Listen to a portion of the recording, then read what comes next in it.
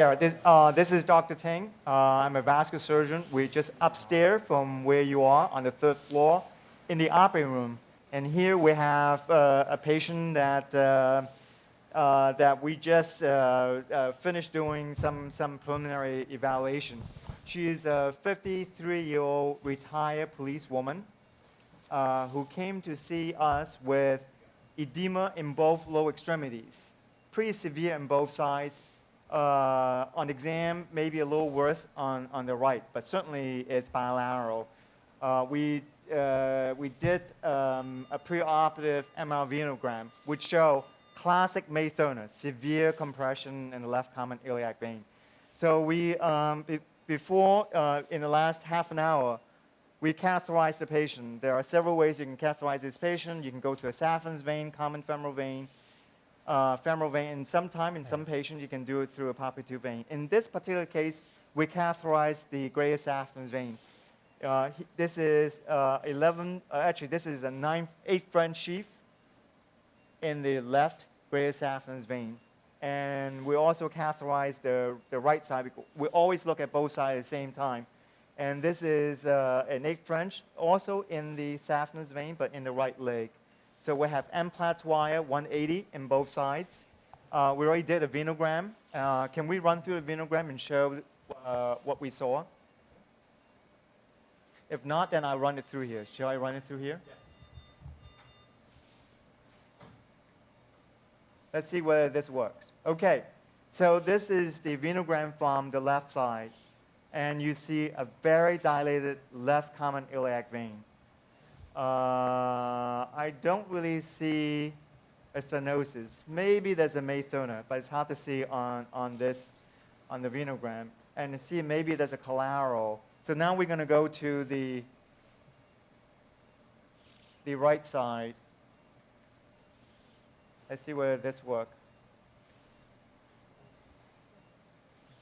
So this is the right venogram, and it shows also a very dilated, full engorged iliac veins on the right side.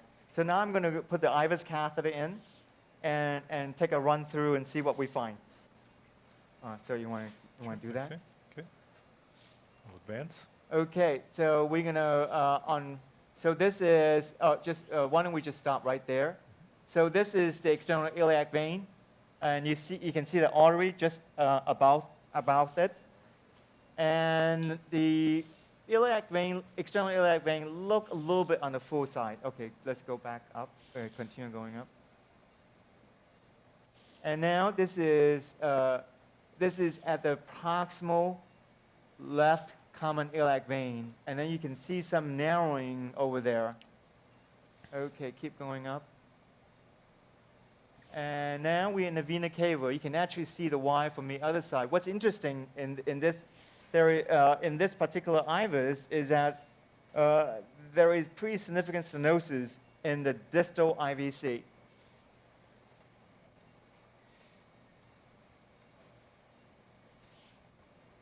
So here we are in the distal IVC. You can see the wire from the other side.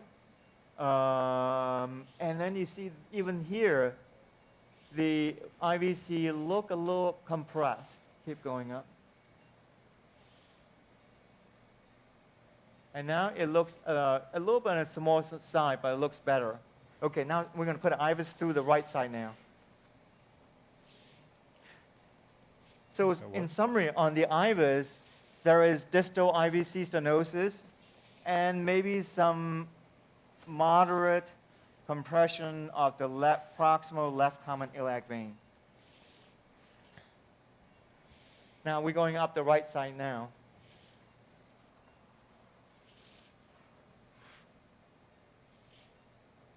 So we're going to see where that is, just for confirmation. That is external iliac vein, very full and engorged. Okay. Now here is common iliac vein on the right, I think. Yes, it is. Again, it looked a little full, and it keep going up.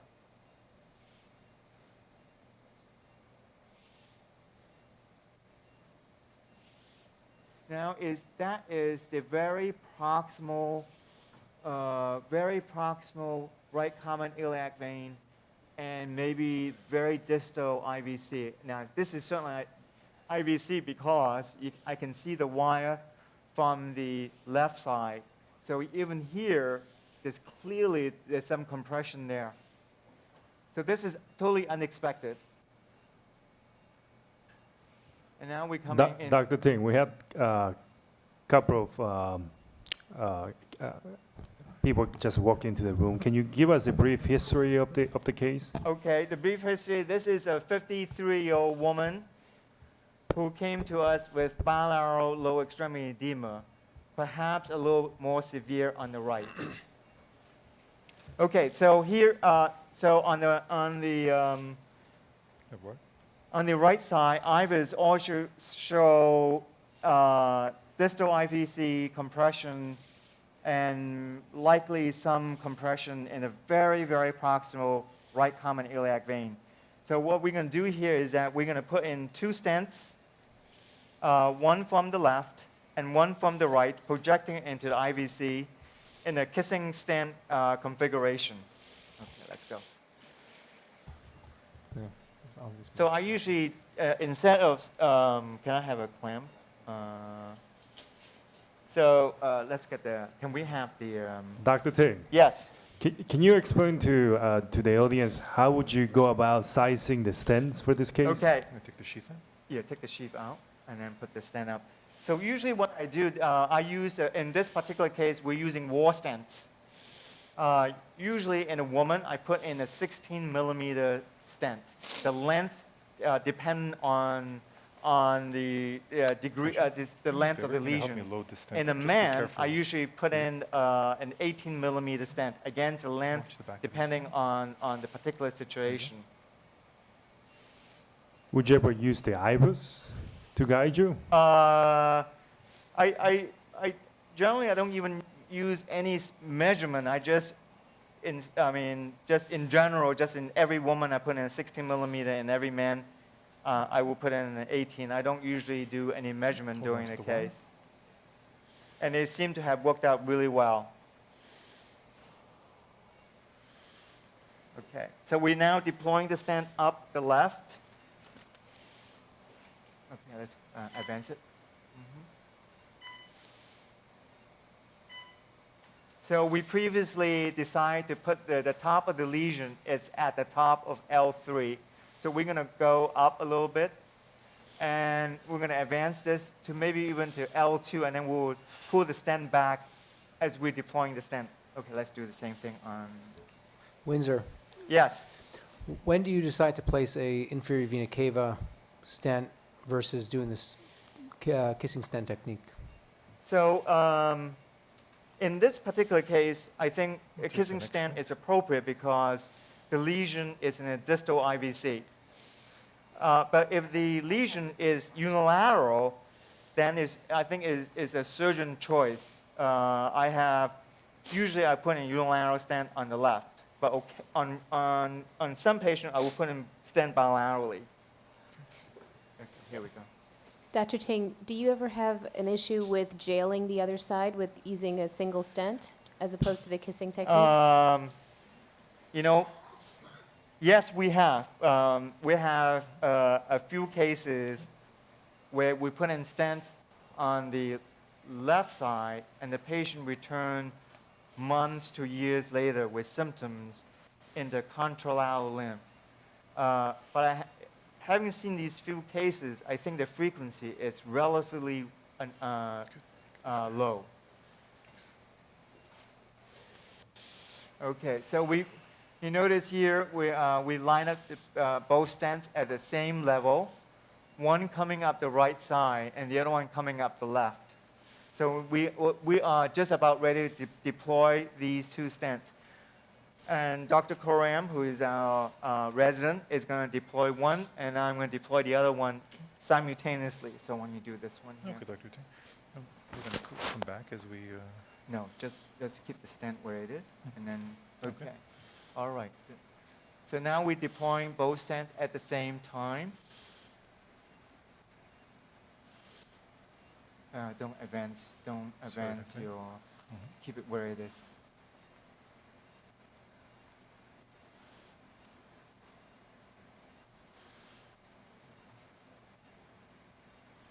So we're going to deploy about 3/4 of the stent, and then we're going to see what it looks like. Okay. So what we're going to do is that we're going to bring this thing back. We're going to line both stents. So it doesn't really line too well.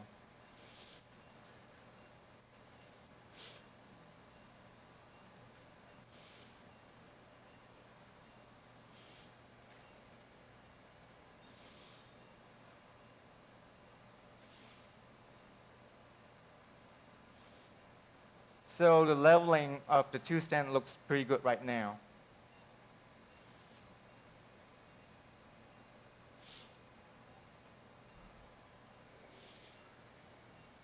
You can see the two stents on the kissing configuration. They're at the same level at the top of L3. You can finish deploying this stent. So we're going to completely deploy the stent.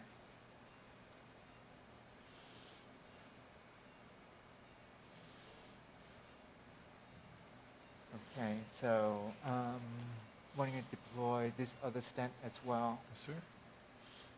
Okay.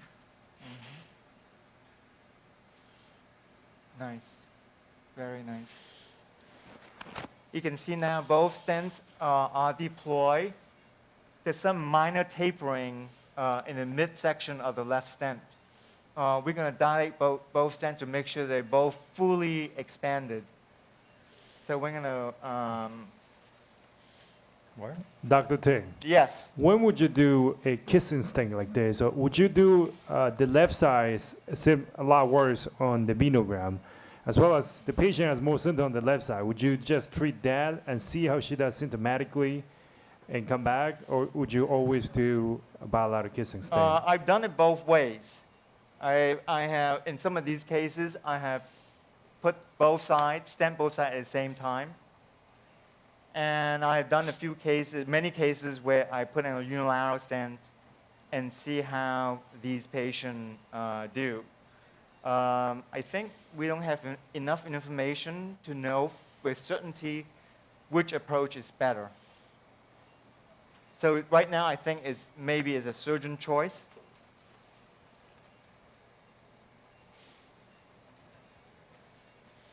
So we're putting a sheath back in. We're gonna dilate these two stents. All right. Okay. The wire. Okay, you have this. Yep. Any other question from the Good wire. panel? Dr. Javier, Dr. Reed, Raven? Dr. Ting, I was hoping you could comment on your anticoagulation protocol after these stents go in. Thank you. Well, what I've been doing is I put these patients on Xarelto, 10 milligram, which is a DVT prophylaxis dosage, for a period of time, 3 months at the minimum. And then I transition them over to baby aspirin for life. And I think in general, these patients do pretty well. We have seen very few cases acute DVT after venous stent.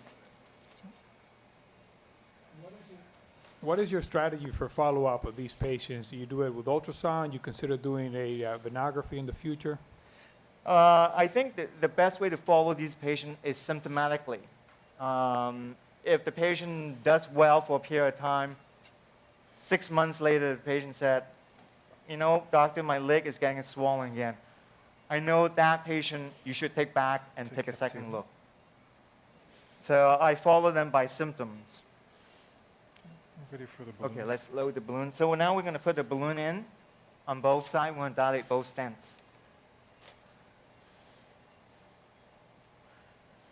So when I do venous stenting, I usually dilate after the stent is in place. Is this a 60 millimeter balloon? This is a 16 millimeter balloon. I like to dilate the biggest balloon I have. So if I have an 18 today, I will probably dilate with an 18. So we position this balloon. Let's go up all the way. Right there. Let's do the other one. Do you always post-dilate after stenting? That is actually a good question. I mean, certainly if the stent is not fully expanded, I think you need to dilate the stent. That's no question about that. I think I'm coming around to think that in general, you probably should dilate these stents, even if they appear fully expanded, because I think the appearance can be sometimes misleading.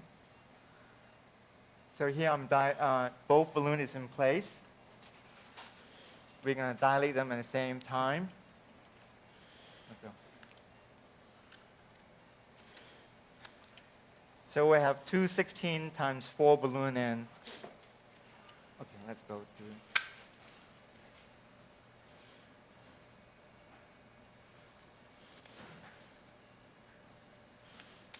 Okay, go ahead.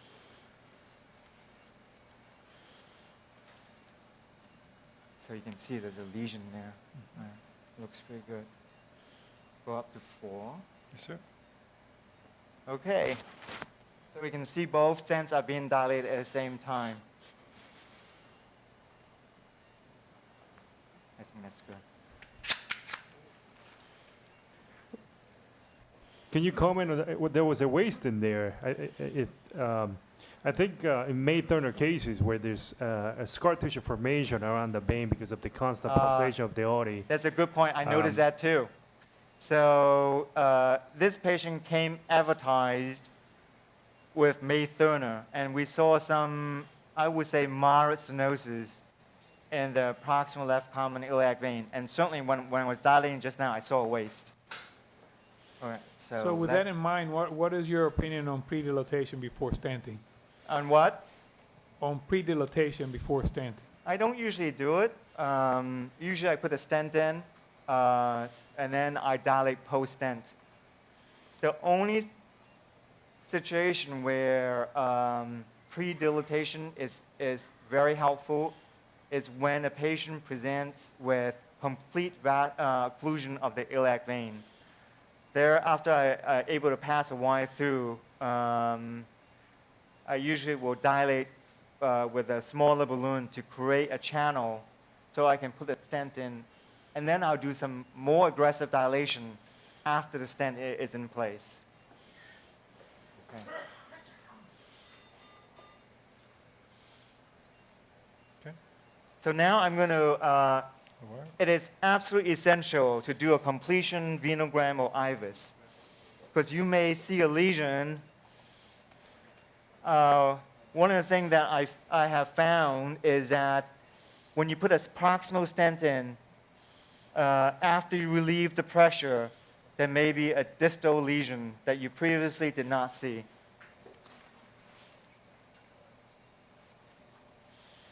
So now I'm going to do the completion IVUS on the left side.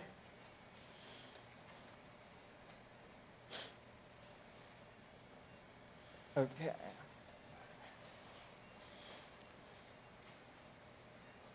All right, so now this is in the left external iliac vein. Looks pretty good. Looks pretty good. There's some mild stuff there. And now be careful going there. Okay, now we see the stent. It looks pretty well expanded. You can also see the stent, the other stent. Okay, keep going up.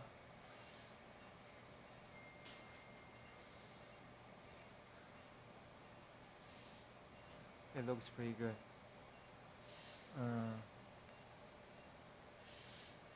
This is the IVC distal to the proximal to the stent. I think it looks okay. All right, let's go. A wire? Hold this. Yes, sir. Now I'm going to look up the right side, and then we're done.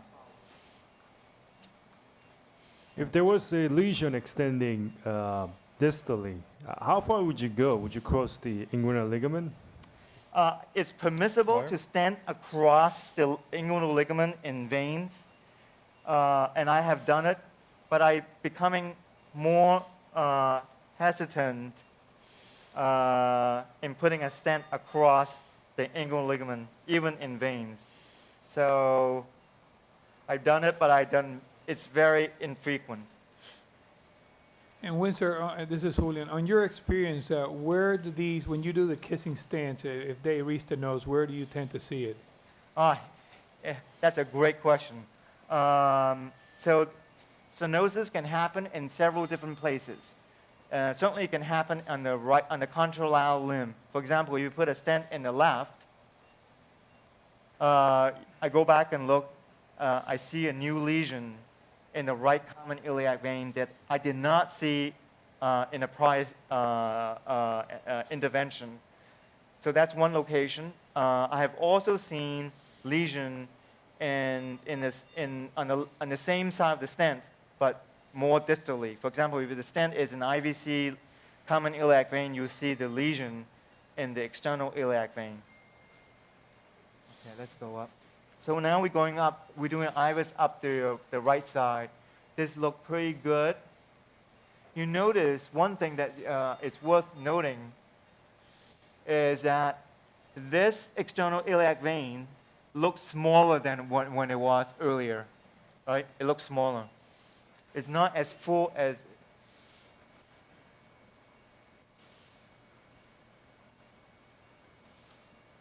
Now, isn't this interesting? Now there's a lesion right here that we did not see earlier, right? Isn't there a lesion there?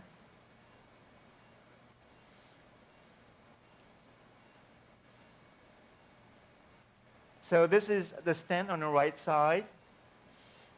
And I think this finding points to the importance of doing a post-intervention venogram or iris. This looked fine. And I see a very severe lesion there that wasn't present before.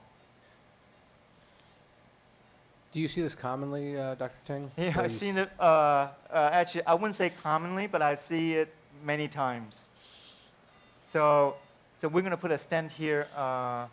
Can we have a 1660 stent here, please?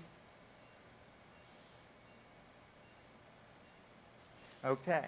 So what happened here is a reason for stent failure. You put a stent in, and the patient comes back and say, "Hey, doctor, my leg is exactly the same as it was." And that's because we may have missed a lesion. So we're going to put a stent up the left, another stent up the right side. Okay. I can see that with venography, we may miss some of those lesions. What's interesting is that with iris also, you tend to miss it. That's a good point, because now we did not do a venogram just now, but the reason why I didn't do it because I kind of feel that venogram is not all that accurate in this setting. So the venogram may look fine, and then on the iris you see this new lesion that's pretty severe. Okay, let's do this thing, yeah?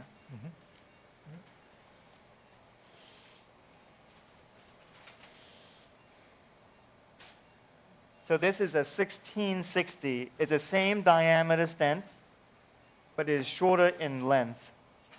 That's great. Okay. Wonderful.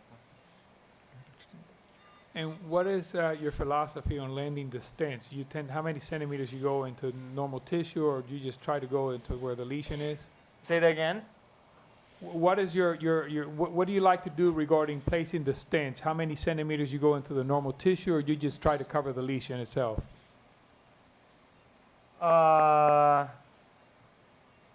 I'm not sure I'm answering your question correctly. Do you extend the stent, the landing of the stent? Do you go past the entire lesion? You go into normal tissue, or do you just try to cover the lesion itself?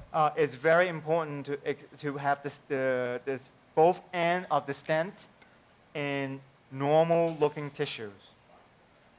Keeping in mind that for this particular stent, it likely will foreshorten as it gain in diameter. So if you put it right at where the lesion is, it's possible that over time, that stent will no longer be covering the area of stenosis. Okay, so here we're going to overlap. We'd like to overlap this stent at least 2 to 3 centimeters. Okay, that looks good. Okay, go ahead and deploy this. So we're going to deploy the stent now. This is over the right common iliac vein and external iliac vein. Windsor, and I know the center here had a lot of experience with the Veneti stent. What's your feel for it? I think it's a very good stent. I've used it in a clinical trial here. Deploy. Yep, go ahead. Very nice. So there's not that much. You can see, I'm pointing out that there's some angulation between the two stents. Maybe we should have just a little bit more overlap. So now I'm going to dilate the. Okay, let's do this. Where is the? That's okay, don't worry. Yeah, it's one of the problems of the wall stent, the foreshortening that. Yes. You can. I mean, you just need to you just need to accommodate your stenting, realizing that these stents may foreshorten.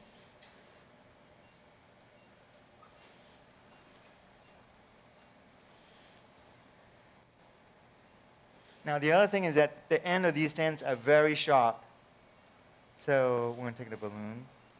So we're going to dilate. It likely will rupture the balloon, but that's okay, as we are almost done.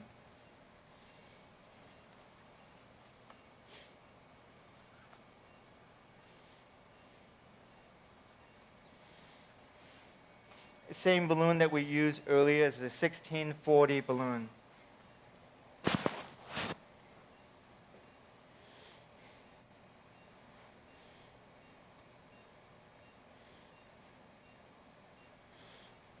How long do you inflate it for, Winston? Usually just a minute or less. So we're going to position this balloon this way. As I said, this will likely rupture the balloon. I have a Okay, vector too. go ahead. You can just push it open. Sure. Just go all the way. Yeah.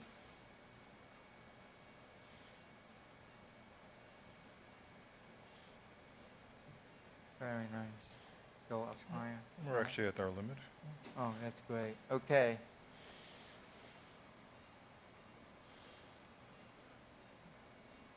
All right, then deflate.